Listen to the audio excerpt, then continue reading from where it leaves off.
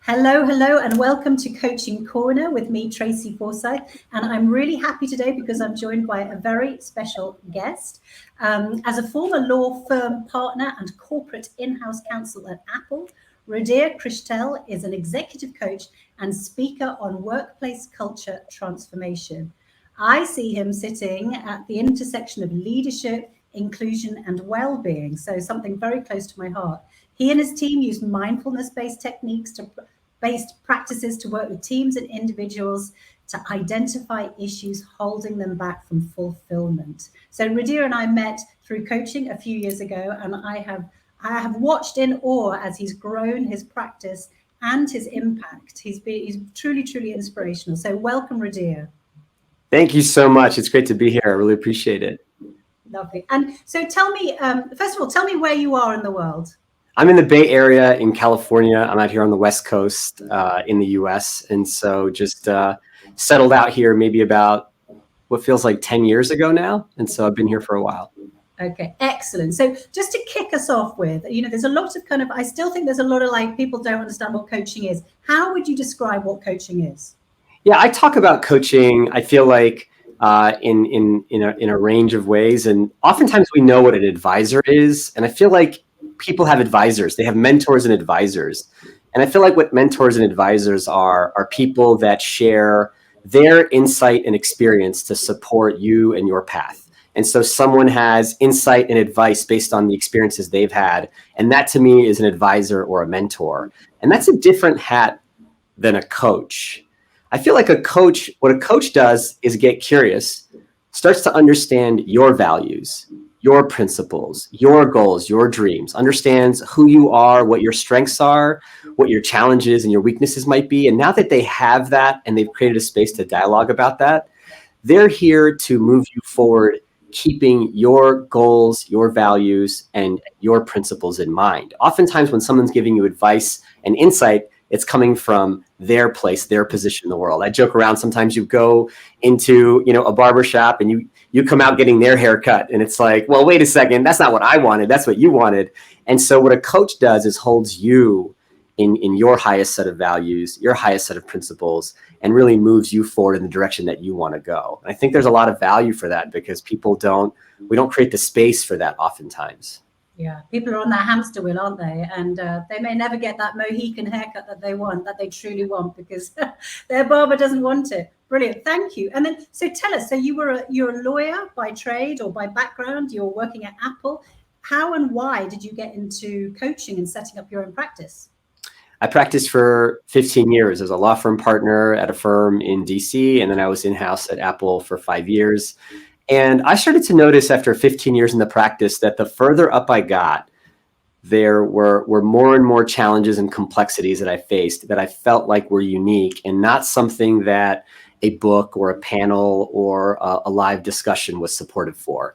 And so as I got further in the practice, I would notice unique challenges, whether it be related to some of the political complexities in the workplace. I noticed challenges with even my own career path. I noticed, being curious about my own direction. And I felt like the more senior I got, the harder it was to find spaces to really have the deeper dialogue. And so, for example, I don't know that I want to talk to my colleagues at work about my career path. You don't know what they're going to do with that information. You know if they're going to share it. I love them and I trust them, and yet it felt a bit more private. And I'm a well-networked person, and yet I didn't know where in the community I could go to have these deeper conversations. I felt like I'm in a senior position. Certainly, I have a career ahead of me, and I felt like I needed advisors, or that I could use at least an advisor or two. And I didn't really know who to go to for that in a way that would be fulfilling and transformational for me. And so I started working with coaches, and I just saw the value of having that space to get that advice, insight, and really really allow for my own path to unfold. And I felt like, well, if I could benefit from this, I'm certainly sure that other people could. And so I started moving towards building my own practice. Yeah, and you are a particular specialist in I'm going to say the intersection. Well, can you describe the intersection that you find yourself in and what makes that interesting to you?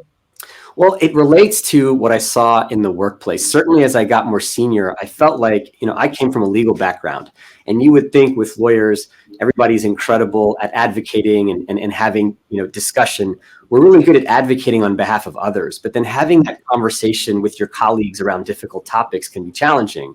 And I wonder if you relate, just dialoguing about difficult issues. And I felt like some of the more complex conversations at work that we were avoiding were dialogues on leadership, how we manage, how we work with others in a healthy way, how we engage in some of these challenging, complex conversations. I felt like diversity and inclusion challenges we were not comfortable having those conversations at work. And then also around our own well-being. We're in high stress workplaces with a lot at stake. And that certainly impacts us. It impacts our stress, it impacts our well-being, and that ultimately starts to impact the work product. And so I felt like there were certainly conversations happening in these three verticals at times, people coming in, but not necessarily at their intersection. And so all of our work, whether it's coaching or facilitating or workshops or even speeches and dialogues, we do them at the intersection of well-being, inclusion, and leadership. And it's really neat because some of the areas where these verticals intersect are some of the stickiest dialogues. And we want to create the space at work professionally in our professional community to have these conversations, whether it be with respect to your own career path or even a collective conversation in the workplace.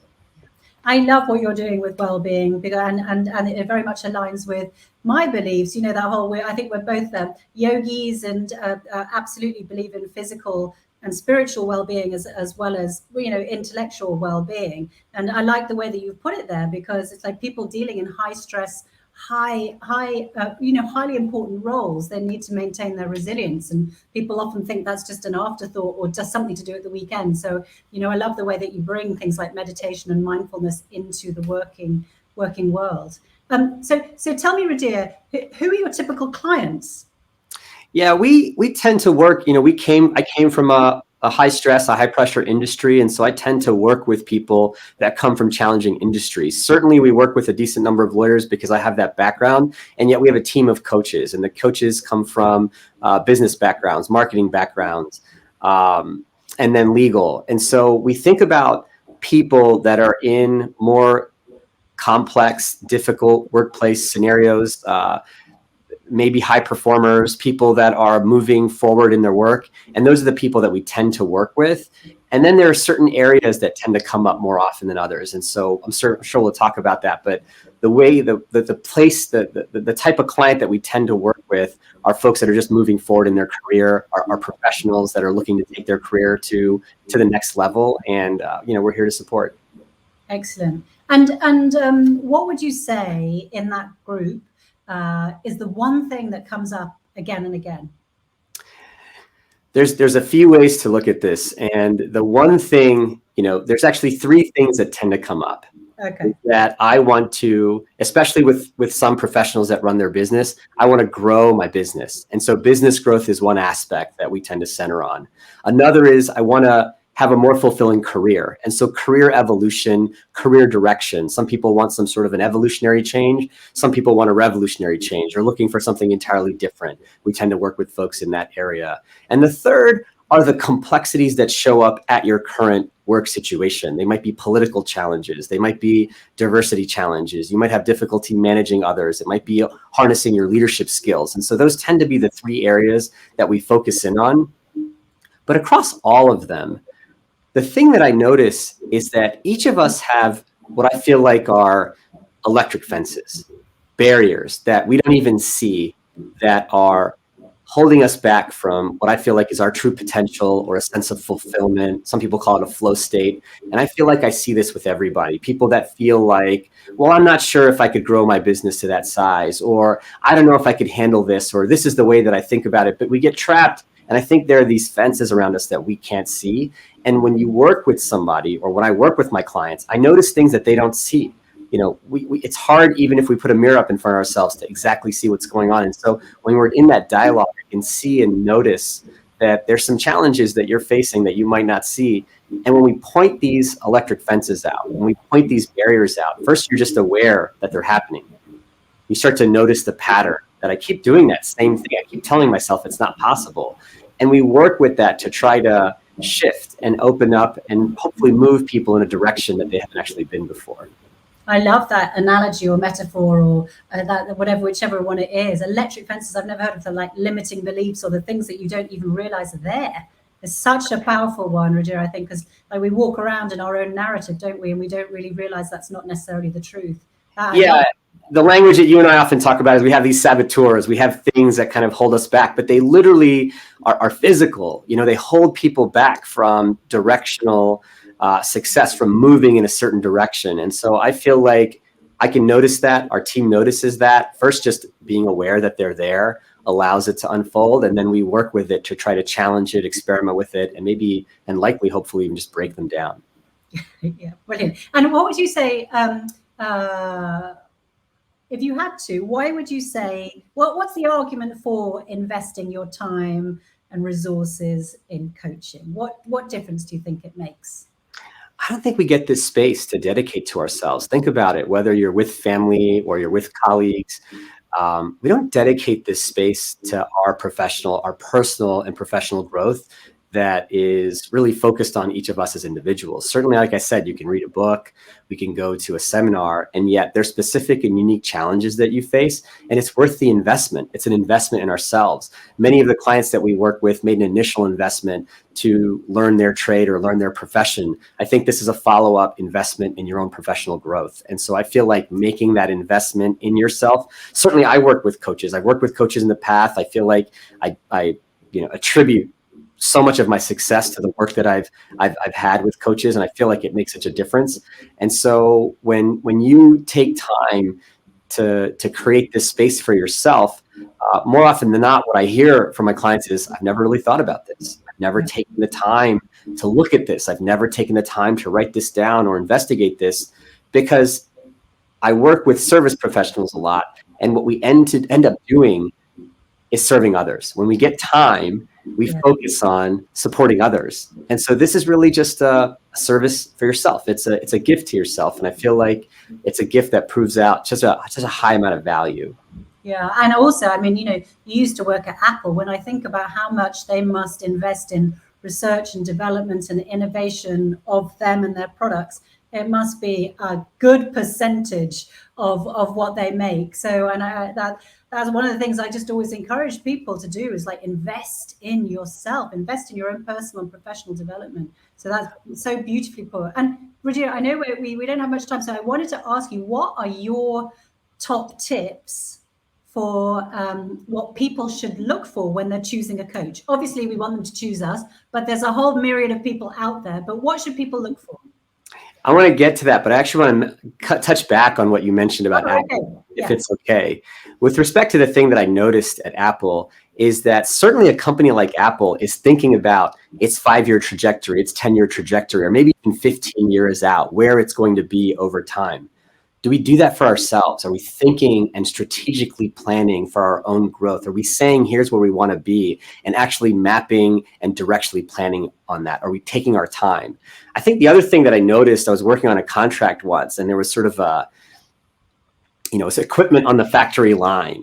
And there was this sort of maintenance piece on the factory line. It's like when a piece of equipment goes down, what are we going to do to support it, rehabilitate it, and get it back online? And I thought, this is amazing for the machines. Where is this for the people? When we're down or something's not right, what are we dedicating to make sure we get back on track? And so I feel like this investment reminds me of some of the things that I saw at the company, which is we are actually taking time to plan things out. And then when things don't work, we're actually dedicating resources to get them back online. And so I feel like there's just a lot of value in what we're talking about here. Yeah. And actually then to pick up on that, I think that's totally right, because we as coaches also help people think about fulfillment. What is a fulfilling life? What is that vision? Because if you begin, I'm a big fan of Stephen Covey's 7 Habits of Highly Effective People, but one of those, begin with the end in mind. What is your end in mind? And if you have that clarity of vision, then the strategy there becomes clearer. But I also love your broken piece of maintenance kit, and I think that's why the well-being and the resilience is so important. We cannot expect ourselves to run like Formula One cars if we treat ourselves like knackered old tractors. That's right. Right. Yeah. So hang on. So back to my other question is, what is your advice for people when looking for a coach, choosing a coach?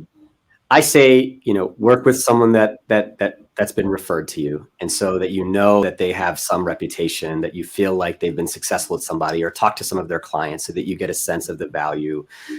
Look for that fit on that first call, just that personality fit. You want to spend time with this person week in and week out, or every few weeks, whatever your cadence is. Just make sure that it's a person that you sort of click with, and get that powerful shift or that powerful transformation that you're looking for early. Just get a sense that you feel like this person is going to support you early and often. And so it's not something that you have to wait for. I would get a sense on that first call or that first few conversations.